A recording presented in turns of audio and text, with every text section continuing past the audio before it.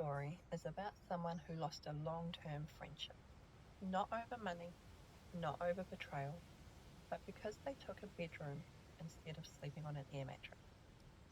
And apparently, as the single friend, that was their role. So this person goes on a yearly trip with a group of friends, kind of a tradition at this point. Same location, same group vibe, a few couples, and then them, the only single one in the group, which already kind of sets a dynamic, right? You're not part of a pair. So sometimes there's this unspoken expectation that you just slot in whenever there's space. Anyway, the accommodation is sorted by one of the couples. Their parents book a place for everyone, 4 bedrooms, and the group, 4 couples, and one single person. So immediately there's one too many people for actual beds. And the loose plan, not a strict one, just kind of mentioned, is that someone will bring an air mattress and set it up downstairs. No official assignment. No, this is your room, just vibes and assumption. So on the way to the house, one of the couples, let's call them couple A, realizes they forgot sheets for the air mattress they brought. They message the group chat. No one else has any to bring. Already a small crack in the plan, but nothing major yet.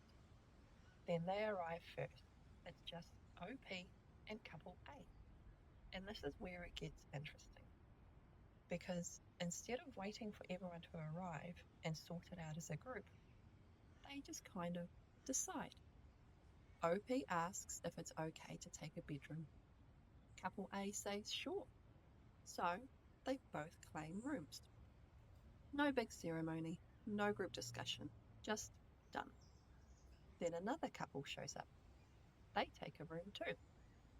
So now 3 out of the 4 bedrooms are gone.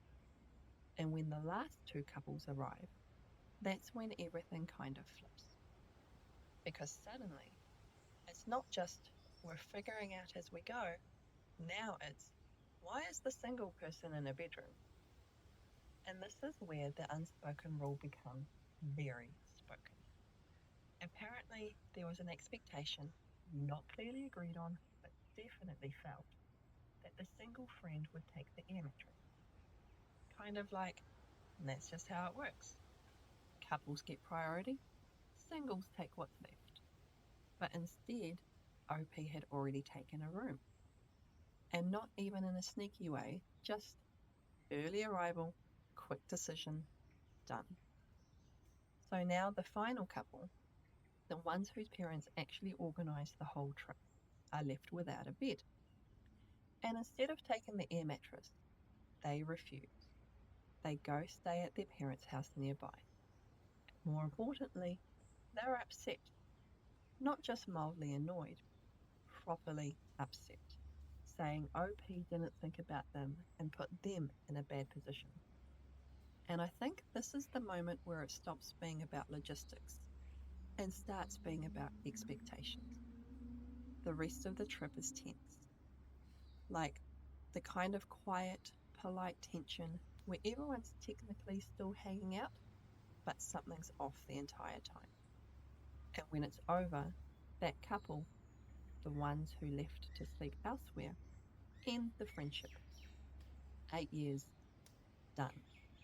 Over what is, on the surface, just a sleeping arrangement. Technically, no one actually set the rules. There was no official, you sleep here, you sleep there, but there was definitely an expectation, an assumption. And I think that's where these situations get messy. When something is obvious to some people, but never actually said out loud. Because from one angle, yeah, I can kind of see why the couples assumed they would get the bedrooms. That's a pretty social. That's a pretty common social dynamic. But from another angle, if no one claimed rooms yet and you arrive first, is it really that unreasonable to take one? Also, And this is the part that stuck with me. The people who were the most upset, they literally own a place where they advertise 2 bedrooms, and one of them has an air mattress, which is an interesting standard to hold others to. And I think the deeper layer here is the idea of the single friend role. Like, you're expected to be more flexible, less entitled to space, more accommodating by default. But that only works if everyone's actually on the same page. Otherwise, it just turns into silent expectations and resentment. Now, could OP have handled it differently? Maybe. Waiting for everyone to arrive and sorting it out as a group would have avoided all this. But if they were the last to arrive, would the other couples have waited before claiming rooms? Unlikely. But also, ending an 8-year friendship over what feels disproportionate? Like, this might have been more than just the best. So I'm curious, do you think the single friend should just automatically take the worst options in situations like this? Or is that only fair if it's actually discussed beforehand? Thanks for judging that one with me on Am I the Asshole But Zen? Let's see if your verdict changes next time.